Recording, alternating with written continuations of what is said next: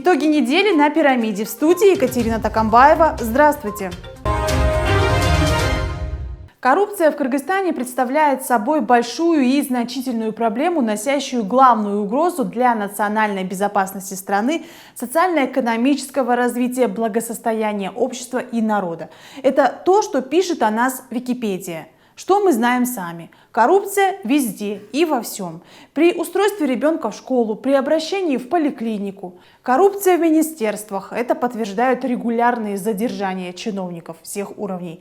Борьба по всем фронтам и формирование идеологии нетерпимости. Вот что сейчас нужно стране для искоренения этого зла. Принципы заложены в новую антикоррупционную стратегию. Ее одобрили на этой неделе. За годы независимости коррупция в нашей стране стала чем-то вроде замкнутой системы. Непонятно, где начинается и никогда не заканчивается. Осложняется борьба с ней и вертикальной структурой. Стоит проникнуть в цепочку, чиновники, охраняющие свои кормушки, начинают кусаться. В течение 30 лет мы были в поисках методов борьбы с коррупцией, ставили высокие цели, но до конца не избавились от этого явления. Мы хотим бороться с коррупцией, но противники запугивают власть. Например, это некоторые предприниматели, которые выступают против введения ККМ. Однако в развитых странах бизнесмены в первую очередь переходят на цифровизацию. В Кыргызстане принималось много стратегий по борьбе с коррупцией. Каким-то изменениям их реализация приводила, но проблему не решала. Новая антикоррупционная стратегия, разработанная антикоррупционным деловым советом при президенте, от предыдущих отличается своей практичностью и детальностью. Принцип, заложенный в стратегию, которая сейчас принята, он отличается от предыдущих. Прежде всего тем, что есть точное понимание, и оно указано, и от этого все отталкивается. Этот принцип говорит о том, что коррупция, которую мы дифференцируем на системную коррупцию и на вынужденную коррупцию, она не является следствием несовершенства законодательства, как рассматривалось раньше. Суть вещей простая. Законы, они могут быть идеальными, но они не будут исполняться так, как надо, потому что если люди хотят заниматься коррупцией, они ее занимаются. Ну и, соответственно, конечно, понимание того, что продолжение всего этого от того, что как мы понимаем проблему системной коррупции, это то, что коррупция – это управленческая проблема. Управленческая проблема, вы знаете, это управление социальная наука. То есть мы исходим из того, как люди принимают решения, почему они решения принимают. Бороться с коррупцией предлагается по 4 фронтам. Первый – система управления. Речь идет об ограничении коррупции при принятии решений на всех уровнях. Кабинету министров рекомендуется внедрить мобильное управление и систему KPI, создать реестр чиновников, потерявших доверие, чтобы лишить их доступа к госаппарату, систематически проверять имущество госслужащих. Мы в стратегии указываем, какие необходимые инструменты и механизмы создавать. Первое – это сервисность. То есть, это если государственный орган предоставляет услуги, принимает решение что-то на себя еще дополнительно взять, то он должен в первую очередь обеспечить сервисность. Что это означает? Чтобы гражданам, юридическим, физическим лицам было очень легко и просто получать эту услугу или иметь доступ к этому решению. Это первое. Чем меньше госорганы при оказании услуг будут взаимодействовать с гражданами, тем меньше будет вынужденной коррупции. Практику «лучше дать взятку, чем ждать и оббивать пороги чиновников» позволит искоренить лишь всеобщая цифровизация. Касается это и бизнеса, только не всем предпринимателям идея нравится. Государство намерено продолжить внедрение контрольно-кассовых машин, в том числе в регионах. Приведу вам один пример. В селе Минбулак Бакаятинского района работает 9 торговых точек, общий оборот которых составляет 16,4 миллиона сомов. В 2021 году в государственный бюджет они перечислили 33 тысячи сомов в виде налоговых отчислений. В то же время социальные выплаты в виде пенсии жителям села составили 28,8 миллионов сомов. Учителям в виде заработной платы выплачено 16 миллионов сомов. В общей сложности из бюджета туда было направлено 51 миллион 800 тысяч сомов, а получено в виде налогов всего 33 тысячи сомов. Искоренение коррупции из бизнеса – это отдельная часть антикоррупционной стратегии. Один из инструментов – вывод госзакупок на аутсорсинг. Второй – изменение принципов государственно-частного партнерства. Мы предлагаем, что государство и муниципальное управление при реализации, да, своих функций, оно начало максимизированно отдавать предоставлению услуг бизнесу. Вы понимаете? То есть у нас понятие там, это там как и аутсорсинг, и государственно-частное партнерство, у нас такое. У нас есть закон о ГЧП, и он не работает. И у нас, честно говоря, таких примеров такого успешного государственно-частного партнерства не существует, потому что само понимание очень узкое. То есть вот какой-то есть актив и так далее. Нет, на самом деле бизнес должен максимально забирать и у государства, и муниципальное управление предоставление услуг. Разворот большой. Я понимаю, что это будет не все сразу сделано и очень сложности. И вот сегодня мы слышали, да, здесь такие опасения, в том числе, допустим, изменения вот, то есть, закона о лоббизме. Да, кстати, понятие лоббизма у нас сейчас не существует. Да.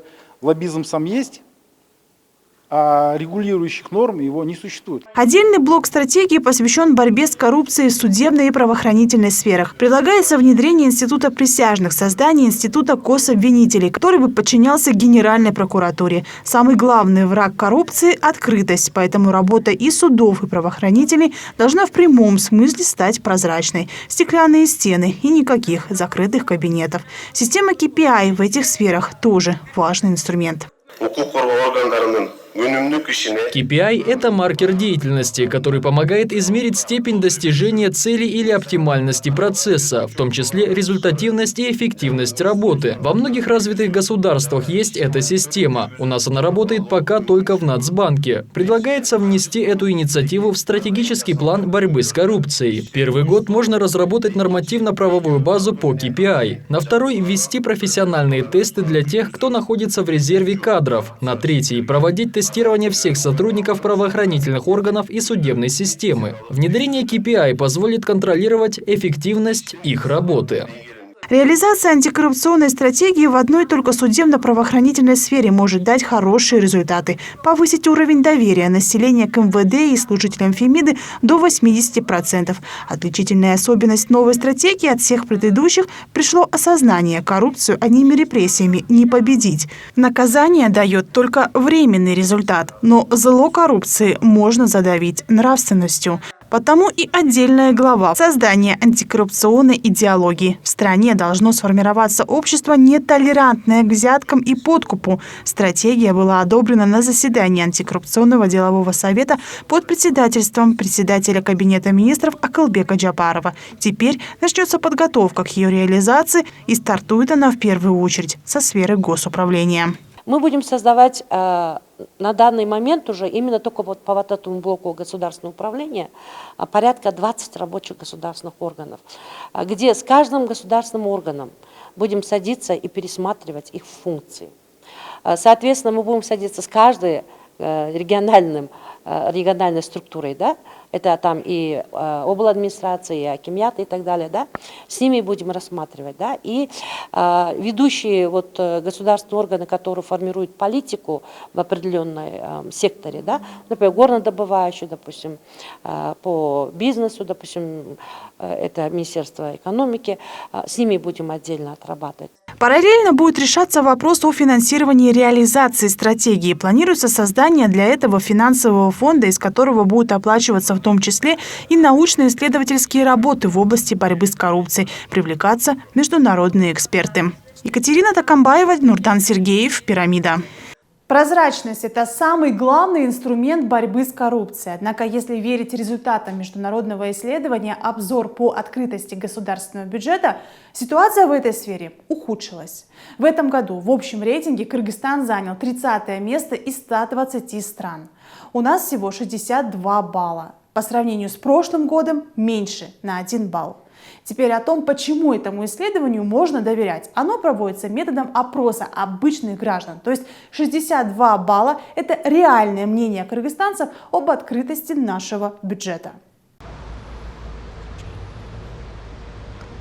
Государственные средства расходуются в интересах общества. Международный рейтинг под названием «Обзор по открытости бюджета» является независимым исследованием с оценкой доступа общественности к предоставлению полной информации по выделенному бюджету на всех уровнях госорганов. Индекс 100-бальный, включающий 120 стран, и Кыргызстан в этом году получил 62 балла, что на 1 пункт выше достаточного порога критерия бюджетной прозрачности и подотчетности. К примеру, в рейтинге высокий показатель в 87 баллов имеет Грузия, а у Таджикистана один из самых низких – 16. Надо, чтобы граждане в этом участвовали и да, подтверждали, что результаты проверок, они да, адекватные, они соответствуют действительности. Ну, это, например, простой, может быть, сделали ремонт школы, повели с собой. Не надо людям читать финансовые документы, они могут в этом не разбираться. Но покажите, что отремонтировали, что конкретно было сделано. Люди подтвердят, распишут, что да, мы сделали фотографии, ремонт сделан, трещин нету, там мебель новая, оборудование новое. То есть это элемент гражданского участия. То есть такими вещами простыми надо заниматься активно органу власти, в первую очередь, например, счетной палате, как органу независимого аудита. Также, согласно международному рейтингу по критерию полноценного участия общественности в финансовой политике, то есть по принятию решений по бюджету, Кыргызстан получил уже 26 баллов. Рейтинги составляются по разработанному специальному опроснику от международной организации International Budget Partnership и партнеров в виде независимого представителя в каждой стране. По этому же рейтингу Грузия имеет 44 балла, а Казахстан всего 9.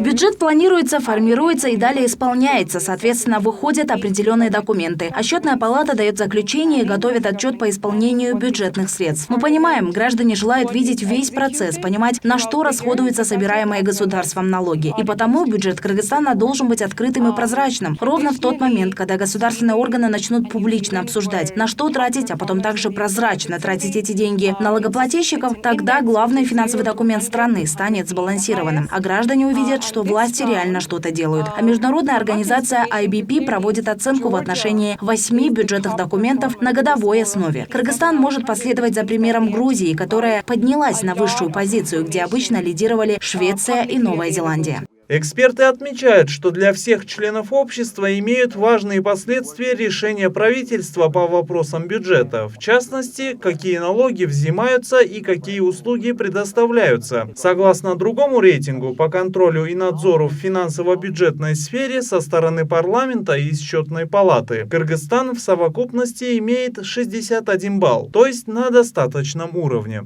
И на уровне министерства или каждого учреждения вот этот бюджет они должны рассматривать, потому что многие вещи они неэффективны. К примеру, даже зарплаты, да, у нас госорганов в основном когда вычетом налогами, да, у нас получает 5000 сомов. И при этом какой же может быть отдача, да? То есть вот эти вопросы не обсуждаются, и естественно эти положения или где-то раздутые, где-то неэффективный штат госорганов, да, лучше бы как бы, то есть на низкой зарплате сидят, да, но они неэффективны. Поэтому очень много вопросов у гражданского общества, и она хотела бы участвовать, но, к сожалению, двери не открыты госорганов. По результатам обзора по открытости бюджета от международной организации IBP нашей стране рекомендовали улучшить полноту информации в текущих отчетах, опубликовав расходы на программы административного бюджета. Также рекомендовали разработать официальные механизмы, с помощью которых общественность сможет участвовать в разработке методологии аудита бюджета и содействовать проведению соответствующих аудиторских проверок. Рашид Алиев, Нурдан Сергеев, Пирамида. 1 июня Кыргызстан вместе со всем миром отметил День защиты детей. Празднества прошли по всей стране, а на площади Алато было организовано шествие детей, участников 2-го международного фольклорного фестиваля. Наш следующий материал о празднике в ритме детства.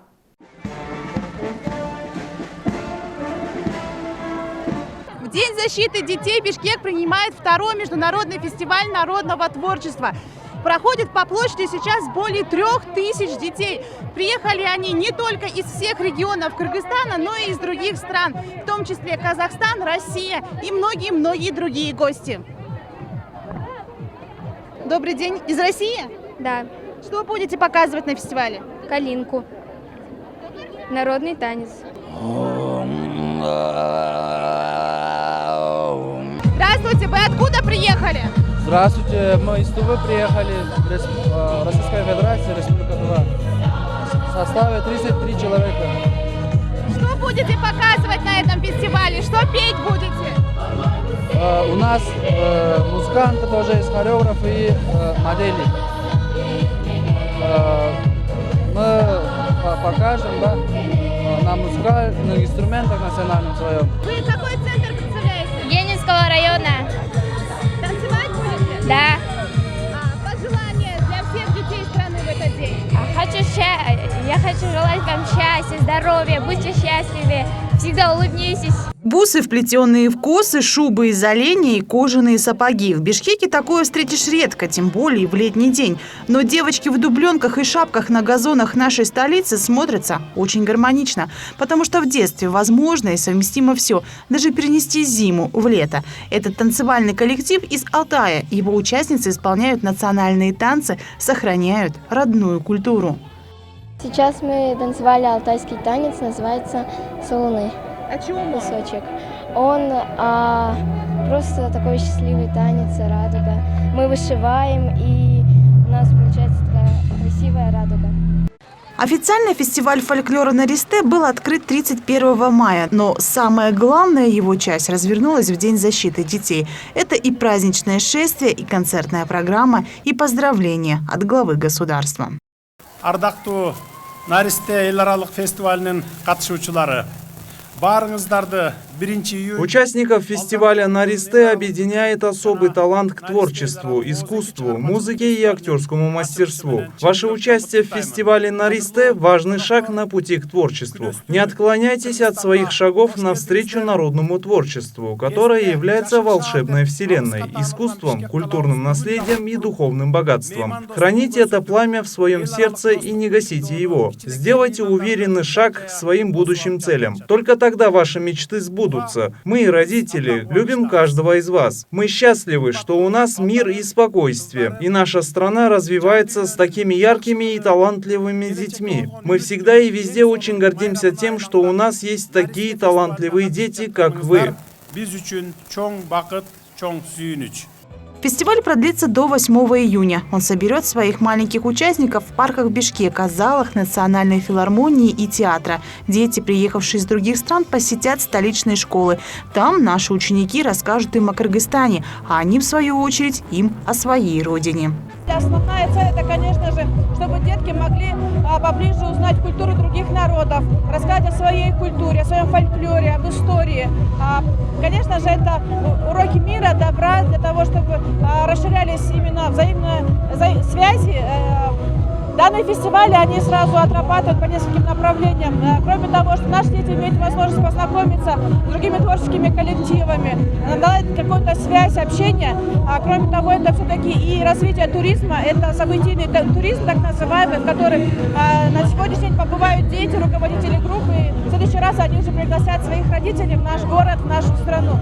Это туризм, это молодежная политика, это культура. То есть это сразу несколько отраслей, которые как бы в единое целое мы объединяем и уже покрывается данным фестивалем. Фестиваль «Наристе» имеет большое значение не только для Кыргызстана, потому что его главная задача – научить дружить и уважать. Это объединение, это дружба, это сплочение народов, уважение культур народов всех. Какой бы избитой ни была фраза «дети – наше будущее», оспорить ее никто не может. Поэтому, если воспитать у подрастающего поколения уважение и любовь к родному фольклорному творчеству, то у прошлого появится будущее. Для этих целей и будут всю неделю в Бишкеке звучать народные песни и исполняться народные танцы. Катерина Такамбаева, Джантай Макенов, «Пирамида». Праздник День защиты детей был учрежден в далеком 1949 году с целью привлекать внимание власти и общества к проблемам детства. А теперь совсем не праздничная статистика, которая демонстрирует истинный уровень проблем с детьми в стране. В Бишкеке и Чуйской области 73% школьников пережили опыт психологического насилия в семье. Об этом говорится в итогах анкетирования учеников от организации «Школа социального активизма». А 43% из опрошенных сталкивались с физическим насилием. Примерно четверть, 24%, пережили опыт экономического насилия. И у 3% опрошенных был опыт сексуального насилия со стороны членов семьи.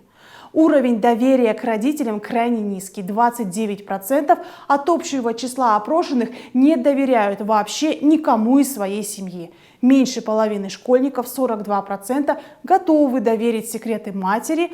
При этом доверие отцу катастрофически низкое – всего 4%. То есть семья в нашей стране перестает быть безопасным местом. Да, государство сейчас строит школы, детские сады, проводит реформу образования, повышает размеры пособия для детей с ограниченными возможностями. Но научить человека любить своего ребенка никто не может. Поэтому и 73% детей, переживших психологическое насилие в семье. В День защиты детей официально открылся реабилитационный комплекс «Алтын-Балалык». Это современный центр для лечения и восстановления детей. Здесь есть лечебно-реабилитационное и лечебно-оздоровительное отделение, клиника-диагностическая лаборатория, а также дом-интернат для детей и родителей. Комплекс будут посещать дети из малообеспеченных семей из разных уголков страны. Напомним, в прошлом году был проведен благотворительный аукцион для перевода средств на запуск проекта. Балдарга татыктуу тарбия, терең билим берүү сыяктуу эле алардын ден соолугуна камкордук көрүүнүн да.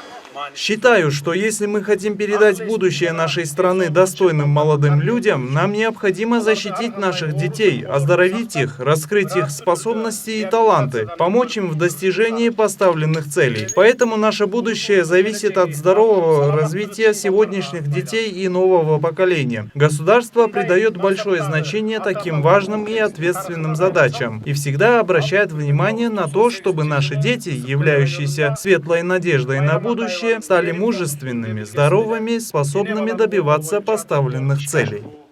Забота не только о здоровье детей, но и их образовании. К 15 сентября будет готова президентская школа. Строят ее в одной из здравниц на берегу Иссык-Куля. Здесь одаренные дети со всех регионов страны получат возможность обучаться и развивать свои таланты и способности. Кроме того, в новом учебном году только в Бишкеке будет открыто 15 школ. По поручению президента в этом году будут построены 15 школ и 5 детских садов в Бишкеке. Среди них и 10-я школа, в которой ведутся реконструкционные работы. Капитальный ремонт этого здания начался в апреле этого года и завершится к 15 августа.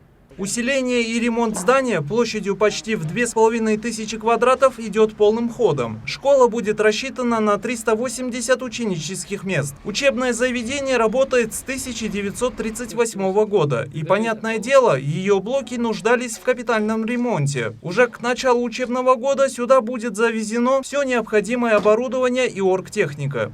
Мы получили одновременно задачу от мэра, чтобы завершить эти объекты до 15 сентября. Мы на сегодня, как планировали, по графику все идем. Мы надеемся завершить раньше, чем запланированного дня. Будет реконструирован полностью, начиная с крыши и до фундамента, включая усиление проемов окон, дверей, несущих стен, покрытие, перекрытие и фундамента. Проектная стоимость объекта 83 миллиона 300 тысяч сом. В данном моменте работает разные специальности рабочих, 50-60 человек. А на этой территории в жилмассиве Акбосого в разгаре строительной работы дренажной сети по осушению. Уже выполнена срезка растительного слоя и ведется разработка котлованны. Общая площадь будущего двухэтажного здания 5022 квадратных метра. Состоит из 3 блоков и рассчитана на 660 ученических мест. по нашей линии строится 7 школ в жилых массивах. Вот одна школа строится здесь, в жилом массиве Акбасого. Здесь рассчитано на 660 ученических мест, предусмотрены дополнительные работы, которые для осушения, для отвода вот этих грунтовых вод. Кроме этого, здесь предусмотрено именно усиление конструкций, так как характеристика грунта очень сложная, и сейсмичность здесь рассчитана более 9 баллов. За моей спиной возводится дополнительный учебный корпус к существующей школе номер 20. Здание было построено в 1969 году, но в настоящее время наблюдается нехватка ученических мест.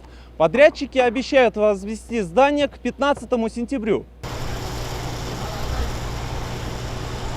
В настоящее время здесь завершены работы по устройству котлованной, подбетонки и фундамента пристройки. Здание рассчитано на 500 ученических мест, а общая площадь составляет 5035 квадратных метров. Учебный корпус проектирован с актовым, хореографическим и спортивными залами, библиотекой, столовой и переходной галереей. Также планируется благоустройство территорий. Это для начальных классов. Стройку делает компания «Авангард Стиль». По поручению мэра Эмиля Музафуловича пристройка завершится к сентябрю. 15 сентября здесь будет открытие. А здесь, в столичном микрорайоне Джал-29, ведется строительство долгожданного детского сада. Дошкольно-образовательное учреждение площадью 1484 квадратных метра рассчитан на 140 детей и будет сдан в эксплуатацию в начале сентября.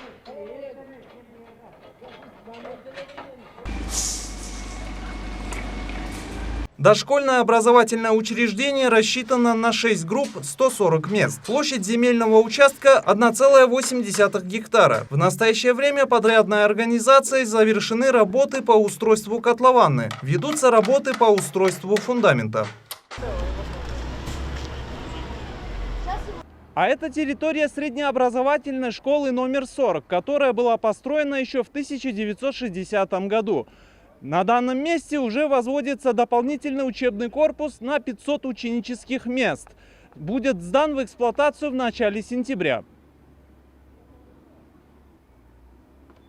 Продолжается строительство дополнительного здания к средней школе номер 40. На данный момент завершены работы по устройству бетонной тумбы под фундаментный башмак. Ведутся работы по устройству подпорной стены во всех 4 блоках. Стройка началась 1 мая. Предварительно был составлен график календарных работ. И вот сейчас в данное время идем строго по этому графику. В настоящее время закончены все работы нулевого цикла, то есть земляные работы, подготовительные работы, фундамент.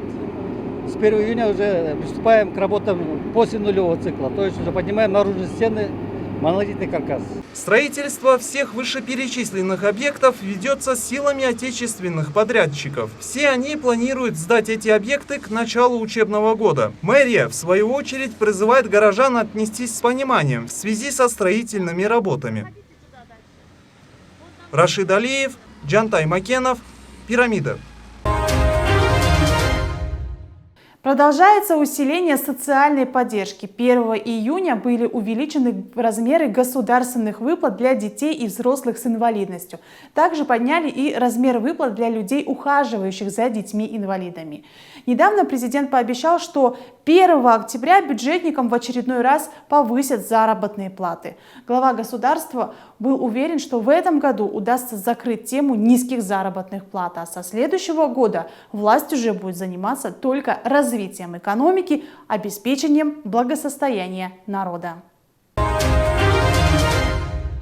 На этом у нас все. Приятных вам выходных и до новых встреч в эфире.